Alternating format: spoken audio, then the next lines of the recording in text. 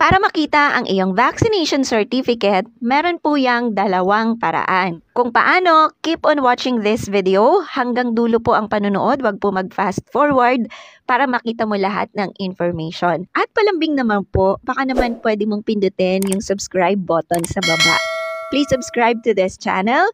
Napakalaki pong tulong yung inyong suporta at pagsusubscribe at panunood ng video namin. Kailangan mo ba ng vaccination certificate dahil nire-require ka ng employer mo, ng pinag-a-applyan ng trabaho mo, ng amo mo, o kaya nire-require ka doon sa pupuntahan mong lugar na meron kang maipakita na vax certificate. Yung dati kasing link ng pagkuha ng vaccination certificate ay hindi na gumagana. So dati nakakuha pa ako dito ng vaccination certificate nung unang inilabas ang link na ito. Pero ngayon ay hindi na po gumagana itong link na to. Para makita ang iyong vaccination certificate, meron po yang dalawang paraan. Una ay sa pamamagitan ng eGov.ph app.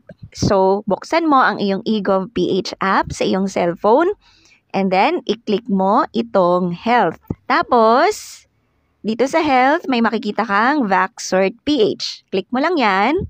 Tapos lalabas na ang vaccination certificate mo. Kagaya nitong sa akin, nandito ang vaccination history ko ng COVID-19 vaccine. Makikita dito ang QR code ng iyong vaccination certificate.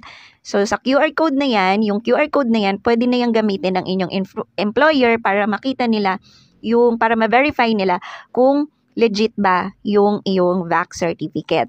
Makikita mo dito ang iyong pangalan, birthday, date at oras kung kailan ka naturukan at ano ang itinurok sa iyong vaccine. Kung wala ka pang eGov.ph app, pwede mong panoorin yung video ko kung paano gumawa ng account sa eGov.ph app. Kailangan kasi verified ang eGov account mo para makita mo itong VaxCert sa eGov.ph. So, pwede mo i-screenshot at i-print itong Vax certificate galing sa eGov.ph at i-present sa employer mo o kung saan mang ahensya na humihingi ng iyong vaccination certificate. Ang pangalawang paraan naman ay medyo komplikado, kaya isa-save ko yan for the next video. So para dun sa mga hindi makapag-verify ng eGov.ph app dahil sila ay walang valid ID, wala pang national ID, may isa po pong paraan para makapag-request ng vax certificate online. Pero abangan nyo po yan sa susunod kong video. Kung nakatulong sa iyo ang video na to, please comment below, i-share, and mag-like, and of course, mag-subscribe to this channel for more tutorials. Maraming salamat for watching!